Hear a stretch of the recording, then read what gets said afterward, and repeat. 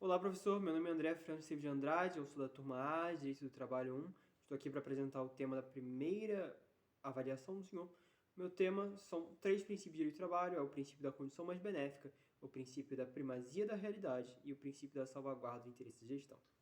Eu irei fazer um breve resumo de cada um desses 3 princípios, naquilo que o tempo desse trabalho me permitir, e eu pretendo também dar alguma ideia de onde é que eles derivam, e também mais ou menos como é que eles interagem uns com os outros, já que o senhor formou eles como um grupo, então eu pretendo de algum jeito fazer com que eles interajam. Tudo bem. Começando pelo primeiro princípio, eu vou começar pelo princípio da primazia da realidade. A ideia aqui é que, frequentemente, aquilo que está documentado, aquilo que está formalmente descrito, não corresponde ao que realmente acontece. O mundo dos fatos e o mundo dos direitos são coisas diferentes. E, portanto, quando é preciso escolher entre um e outro, ou seja, entre realidade e documento, o direito do trabalho prefere a realidade. Isso aqui deriva naturalmente de um princípio da proteção do próprio trabalhador. Frequentemente, aquilo que está documentado, aquilo que aparece na carteira de trabalho, aquilo que aparece no perfil profissiográfico, não corresponde ao que o trabalhador de fato faz. Frequentemente, o emprego formal será chamado de estágio. Frequentemente, a descrição da atividade de um trabalhador irá incluir apenas algumas tarefas básicas, mas na realidade ele faz muitas outras coisas. Na carteira de trabalho dele, é uma coisa bastante frequente, tem muitos calçadistas, aqui no Rio Grande do Sul principalmente, você escreve só serviços gerais, por exemplo. Mas, na verdade, esse cara aqui ele faz de qualquer coisa. Ele entra em contato com substâncias insalubres, porventura, de algum jeito ou de outro. Ele faz jus a algum tipo de benefício trabalhista ou até benefício previdenciário, mas lá na frente. Mas isso não está escrito no documento. E, se não está descrito no documento, mas assim, a gente sabe que acontece, o direito do trabalho naturalmente prefere o que acontece. Daí a primazia da realidade. Ela vem primeiro sobre o que está no documento, naturalmente, protegendo o trabalhador de alguma eventual má-fé do empregador ou mesmo algum tipo de desconhecimento, algum tipo de descuido, de não ter escrito todas as atividades que o trabalhador desempenha em seu ofício no documento, mas na verdade ele faz. E aí se prova por outras vias, se prova por documentos mais anexos, mais adjuntos, ou por testemunhos, ou coisa do tipo, daí o princípio da primazia da realidade. O meu segundo princípio é o princípio da condição mais benéfica. Ele se assemelha ao princípio da norma mais benéfica, mas não é exatamente a mesma coisa. O princípio da condição mais benéfica diz que se a gente tiver em dispositivos diferentes, em ordenamentos diferentes porventura, alguma condição que for mais benéfica ao trabalhador do que aquela que primeiramente se esperava, a gente opta por aquela que é mais benéfica ao trabalhador. Um exemplo é, por exemplo, se na legislação, uma norma, na CLT, em qualquer tipo de lei trabalhista, estiver escrito que os trabalhadores têm direito a um determinado benefício.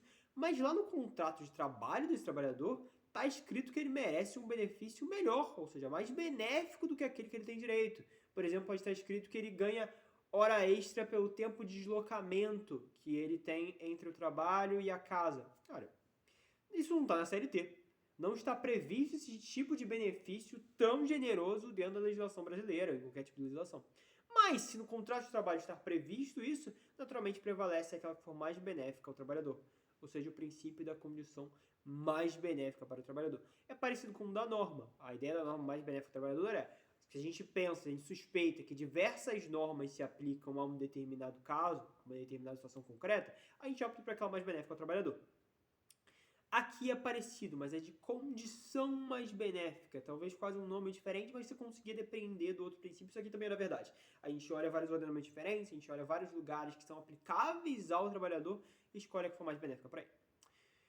Meu último princípio, e esse aqui foi o que eu tive mais dificuldade de pesquisar, mas encontrei alguns julgados, vou conversar aqui com o senhor, é o princípio da salvaguarda do interesse da gestão. A ideia aqui é proteger o trabalhador, mas por vias indiretas, diferente do outro princípio que dos outros dois princípios que falamos antes. Nós não estamos protegendo diretamente o trabalhador, os seus direitos e benefícios, mas sim o trabalho em si. E proteger o trabalho é proteger o trabalhador, porque a gente quer que ele tenha labor, a gente acredita nas condições sociais, em todos os benefícios que o trabalho proporciona à população. E, portanto, queremos proteger o trabalho. E, para isso, protegemos os interesses da gestão, ou seja, do empregador.